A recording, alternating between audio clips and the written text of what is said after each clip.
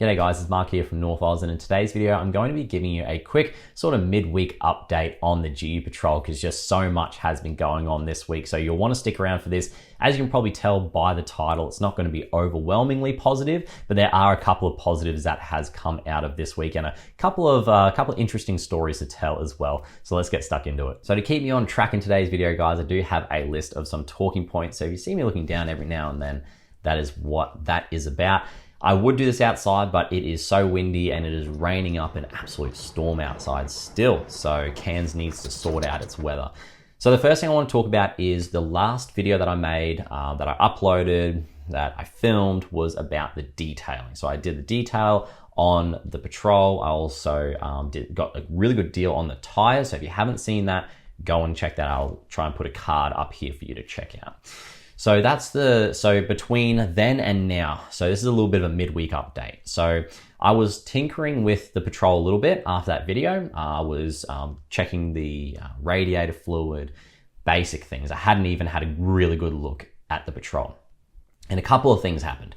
So I managed to fix the headlight, which is good because it had a wobbly headlight. So I fixed that and I got rid of those ugly windshield deflectors. Wind deflectors on the side of the window. So I got rid of those.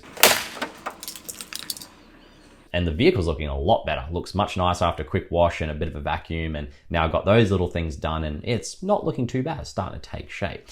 Now, there were a couple of things that happened when I was tinkering with it. One is that it threw a check engine light, which I've never seen before. And I thought that might have been my fault. I don't think it was my fault because I didn't touch anything very important either.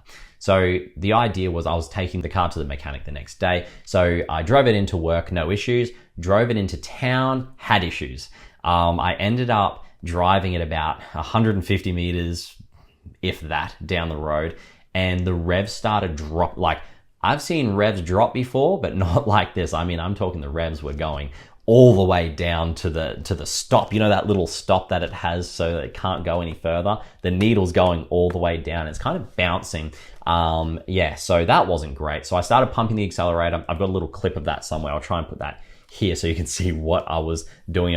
You probably didn't see anything from the camera angle anyway, but had a big wobble in it. I'm pumping the accelerator, trying to get some fuel in it. It wasn't a good time. It wasn't a peaceful or enjoyable experience for that matter. So I drove it in town. After that though, that only lasted about 50 meters. And then it came back, everything was fine in the town.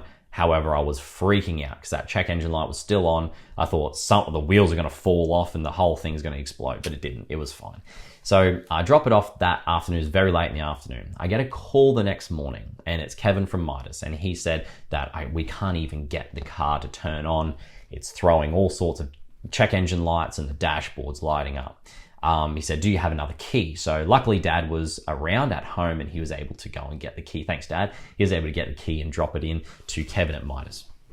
And that worked. That was fine. So that was one thing fixed at least. And basically the report that I've got from him so far is that the AC isn't holding any gas. So that's a problem. So that's probably going to be in the thousands to fix. I don't know how much just yet. And I haven't picked up the vehicle just yet. So I don't have a full quote on everything that needs to be fixed. Then I can prioritize what's important, what isn't. So to me, the air conditioning isn't very important. We're coming up to winter now. I've got a good 3 or 4 months before it starts getting hot again. So for me, not that big of an issue just yet. One thing that did concern me was Kevin was talking about the fuel pump. So his mechanics found that there may be, I think the check engine light, that's where it came from, that code is being thrown by a fuel pump issue. So I think when they ran that code, that's what it popped up as. So I think it's not getting enough fuel, which would explain why the revs was dropping out. So that's good because I thought it might have been a transmission issue. So if it's just a fuel pump, then it's not that big of an issue for me. So so that's kind of where we're at the moment. I don't have a huge amount of information, but I do have some positives. So some of the positives is the mechanics reckon that the wobble is because of the wheels, nothing to do with suspension. So I bought already a set of 5 brand new rims from Bob Jane, some steel wheels.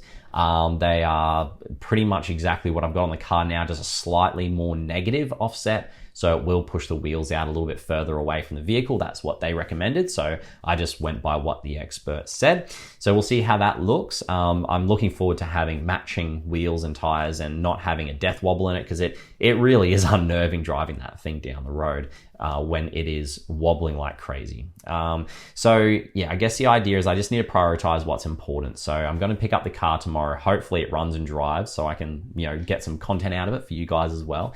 And I do have a couple of things I want to do to it, fixing some of the paint, and also I want to give the bull bar a little bit of a cleanup because it's looking a little bit rusty in some areas too. So I've got a few things I want to do to it still. Of course, I've got the build stuff that I want to get into, but I can't do that unless it's actually running. And yeah, so is there stuff on there that I can do? Is there stuff that needs to be done by a mechanic? So that's what I'll figure out tomorrow. So that's kind of the good and the bad of the report so far. I'm sure I'm going to get more things that we have to fix tomorrow when I get the full report, but ultimately that's what they've found so far. And it sounds like that I'm able to just pick it up and it will run and drive tomorrow. So that's the important thing. Just need to get it home, and then we can figure out what we can do here and what I can do on the channel as well, that we can learn together, and what needs to be done by a mechanic. Now, I have made a little bit of a list of the things that I need to do so far. So I'm gonna go through that. It's really the build plan, really. So I'm gonna go through some of the things that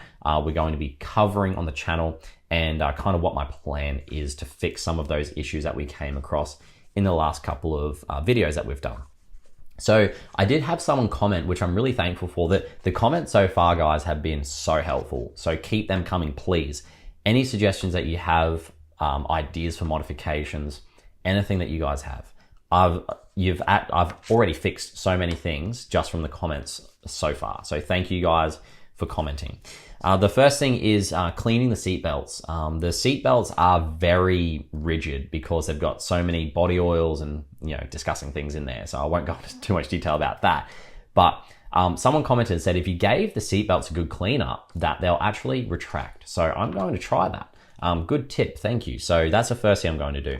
The headlight bolt. Funny thing is, in the corner headlight, there is this really long bolt that runs from the top of the engine bay down to the bottom of the engine bay. And that's what keeps the corner headlights in. Very strange. I've never seen a setup like that before. So I just put some wire in there at the moment just to keep it where it is, and that's fine. Like that'll work forever. But I want to see if I can find anywhere where they sell that bolt. So the next thing is the UHF mount. So the UHF works, surprisingly. I haven't tested the quality of it, but it does work. So as long as it works, we can work with it. But the hand mount, like the hand piece, it doesn't have anywhere to sit. So I need to find a spot to put that. So I'm just going to buy a little mount from Autobarn. I do need to get a over fender. So one of the arches is missing because half of the car is held together with plastic pieces and those plastic moldings which keep breaking off at different points. So I need to get a new one of those. I'm not going to get side ones because I'm going to bog all that up and I'm going to paint it, because honestly it's like $500 for the kit for the exterior moldings, which I do not want to pay $500 for when I only paid $5,000 for the vehicle. The steering wheel is falling apart, so I'm going to take that in to get reupholstered. Don't know how much that's going to cost. I'll get a quote on that. I know that you can buy new steering wheels for not too much money, about $500-ish. So I'll weigh up and see, if it's worthwhile paying someone to reupholster it or not. So we'll see how that goes. I do have some Crossrail roof racks that actually a neighbor brought over. So I've got a guy who lives a couple doors down from me, and he has a GU Patrol as well. And he had some, they're like brand new Nissan, everything like OEM Crossrails for the roof. So he brought them over and said, did I want them? I was like, yeah, that'll be perfect. So, and that fits in perfectly with our budget build as well, guys. So just, again, another cheap, or in this case, free pickup from someone who's very helpful. So thank you to my neighbor for that one. Appreciate that very much. Buy tires, I've done that. Buy and fit new rims with the tires, I'm doing that this week. I need to remove the door trims to bog over them and paint them, because I've only got half and half matching. So that will fix that anyway. So then I'm on to the painting. So that's going to be sand, mask, paint. I'm thinking of doing an enamel paint. So I've been looking at a few different YouTube videos to see what's going to lay on the easiest. And it looks like enamel paint's pretty easy to work with. So I'm going to give that a go, see what happens. It looks like it's going to cost me about $300-ish in cans. So, I mean, it's a small price to pay to have a crack at it myself. I do want to put some new tint on it because it is bubbling, so it's not particularly safe. And also new tint would make it look mint as well, especially after a new paint job. My goodness. I do want to get some car seat covers. I'm not too concerned about the safety at this point of the seats. I think after doing a little bit more digging around in the vehicle, having a little bit more of a look around, then it's not a safety issue in my opinion. There is a little bit of a wobble to it, but it's not because of the mounts or anything like that. It's just got a little bit of play in one of the sliders. So not that big of a deal in my opinion. So I probably will end up getting just some car seat covers just to give it a little bit more padding as well, but also so that water, because I'm getting drenched all the time when I'm doing my little trips and that too, jumping in, and it will just help keep the car a little bit clean, but it will also make it look a little bit nicer as well because those car seats do not look great. I want to get some floor mats as well, even though the car is basically a tip anyway on the inside. It would still be nice to get some nice floor mats for it because it again would make it look nice. And the interior of it, guys, isn't in that bad shape. Like, I'm actually quite happy with it. From the driver's perspective, it looks, quite respectable. Dashboard looks nice as well. So we're gonna make the front area a nice place to be in on longer trips. I think it'll go a long way, I think. The catch can, that was the other thing I wanted to talk about. The catch can was leaking, which is where the oil leak comes from. So I did find an oil leak, and that's because it's got some old super cheap auto, half the bolts are missing, catch can in it. So I'll see if I can find a good quality catch can for it. And and I'll install that. That's not too hard. All the piping and stuff is there anyway. I do want to make a drawer system, and I want your opinion on this. So for this build, in your opinion, do you think that I should keep the 7 seats in it? Do you think that I should keep those seats 6 and 7 in there and make a very small drawer system in the back? So it would be very, very small, but it would still be handy. Or do you think I should just rip out seat 6 and 7, no one's going to use it anyway, and put a full drawer system in the back? Let me know what you guys think, and I'll be making it myself as well. I did have a lot of questions actually when I did the Prado. I didn't even think anyone would be interested. That's why I didn't film it. But I had a lot of questions about how I made the drawer system for my Prado. So I will show you guys the DIY on how to make your own drawers. It's not too difficult. It's not too expensive either. And at the end of the day, you get a very custom fitting product. So you can't really compare that to other just generic drawers on the market. And they held up awesome for the year or so that I had them in there. And I also, so I put on this, and that's something that reminded me, matching tail lights. Now, did you know this, that Nissan Patrol has dummy tail lights, meaning that the tail lights in the back do not work and they are not intended to work. That is news to me. So I thought that it wasn't working and only one of the strips was clear for the tail light, for the reverse light, and the other one was solid. I thought, oh, here we go. This bloke's done a bit of a dodgy job that had it before me, and he's put different tail lights on. But apparently that's how they came from the factory. Something to do with regulations from Japan to here, apparently. So the only lights that should be working is the one reverse light looking at the back on the left, so that one clear strip, and the third brake light at the top, and then the little brake lights down in the bottom of the bumper. Apparently that's a thing. The reasoning behind that apparently was because of the tire obstructs the view. Weird. So I don't have to fix any tail lights or anything like that, so I can cross that off the list as well. So as you guys can see, I've got a little bit of a list of things that I want to do, and that's going to be added to, or this will be added to, the list of mechanical things that need to be done. But that's pretty much it. Not a huge amount in there. I think that I can chip away at that over time, especially even over the next 3 or 4 weeks. So expect a budget build episode every single week, because there's going to be things I'm going to be doing to it every single week.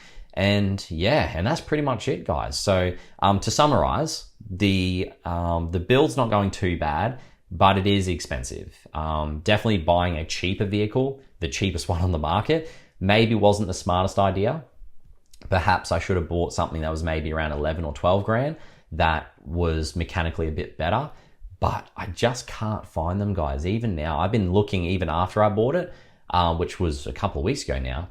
I've been looking on, even in Brisbane as well, which is a bigger town, bigger city in Australia, and I still can't find patrols GU patrols anyway, under 12 grand that have roadworthy. So the way I see it is that even if I have to spend 4 or 5 grand on the mechanics to get it running right, I'm still going to be ahead.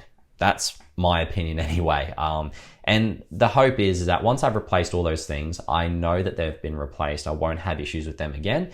And and then happy days. I'll have a more reliable vehicle than if I bought something that was supposed to be mint and then I have to keep replacing things.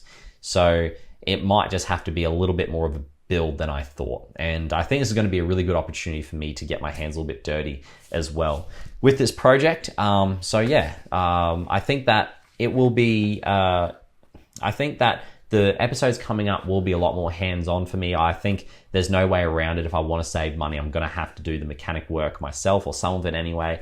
Things like the catch can and stuff. And I guess as I get more confident, I'll be doing a little bit more work myself. And that's the entire reason why I wanted to buy this, because I want to learn how to work on the vehicle without doing that to a very expensive new Hilux. So before we finish today, guys, don't go anywhere, because I have got on the website, remember I got a website for these awesome shirts, these Sandy Torp shirts. So if you want to pick up one of these, go ahead and do that. But I also have, for a very limited time, so I've only got a few to put up on the site, these coasters. No, stubby coolers. Stubby coolers is what these things are. Yes, so these do go around your cans and your stubbies and whatever it is that you got, and they will keep them cool. They're made out of like a wetsuit material, which is kind of the same that I have on my car seat covers. So could use this as a patch up job as well on the car seat covers. So multi-purpose. But guys, I only have a few of these on the website. So once they sell out, that's it. It'll take me a little bit of time to get more of these in. So it's pretty much, if you want to get these, it's now or never. I do also have some red ones as well, so that will match my car. So I'm going to do up a red one for myself. So I will be using these on some upcoming camping videos, which is going to be pretty awesome. So if you want a red one, and that's going to have black logo on it, or if you want a black one with a white logo on it, check it out on the website. They're not going to be a huge amount of money, because I like to keep everything as cheap as possible. And guys, I am so stoked with how these hoodies came out. So these are the North Oz hoodies. They are as cheap as I can possibly make it, guys. Honestly, anyway, they're compared to a lot of the hoodies out from other influencers, these are so cheap. And they're so soft, guys, honestly. They've got these awesome little metal tabs on the end here too. I'll see if I can get a close up of that. Hopefully you guys can see that, but they are very good quality and I'm very happy with how they turned out. So if you guys want to support the channel, support the budget build, because it's becoming crazy expensive.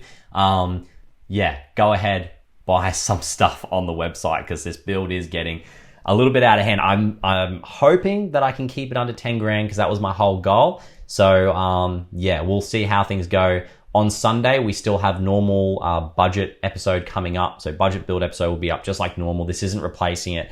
It's just that I thought that we would have a quick chat today, because there's no way I'll be able to tell you everything that's gone on this week in that type of video, and that style of video as well.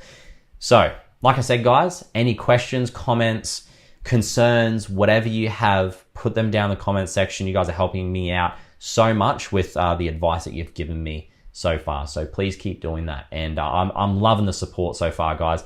There's subscriptions of people commenting saying, oh, I've got a GU myself. And it's just awesome, guys. It is good. And like I said, the North Oz is a community where like-minded people, we chat in the comment section, we share our ideas, and hopefully, what we end up with is a better product because of it, in the form of our vehicles and our attitude towards the hobby as well. Obviously, if we have people that are helping each other out, giving us ideas, it's a great time, especially when we can share it with like-minded people. So keep up the comments, keep up the likes, keep subscribing. Awesome work. Thank you if you buy anything on the website. Thank you so much for that as well. Greatly appreciate it. And I'll see you guys down in the comment section where we can have a chat about this some more. See you down there.